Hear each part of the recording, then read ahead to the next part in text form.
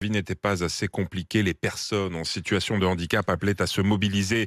Aujourd'hui, place de la République, ils appellent à la reconnaissance de leurs droits, dénonçant les inégalités qui persistent et le non-respect de la loi handicap qui a vu le jour il y a 20 ans, de l'école au transport en passant par l'emploi, un quotidien fait d'obstacles jusqu'au sein de son propre logement.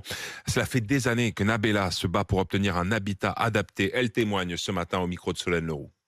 Un accident de la route il y a 9 ans, autant de temps sans logement décent. Nabella a 45 ans chez elle. Son fauteuil électrique cogne partout.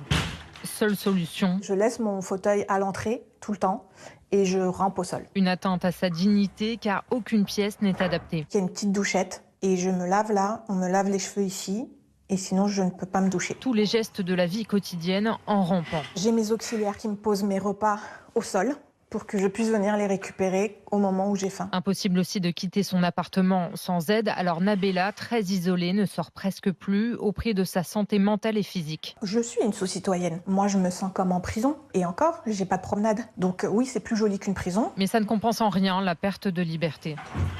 C'est le mur, je suppose. Selon la loi, pourtant, 20% des logements neufs doivent être accessibles. Les grandes associations demandent à ce que la loi soit appliquée. Moi, je pense qu'elle n'est pas efficace, cette loi. Et que demander juste son application, c'est encore perdre 20 ans. Pour Nabella, il faut aller encore plus loin et sanctionner davantage les bailleurs qui ne respectent pas la loi.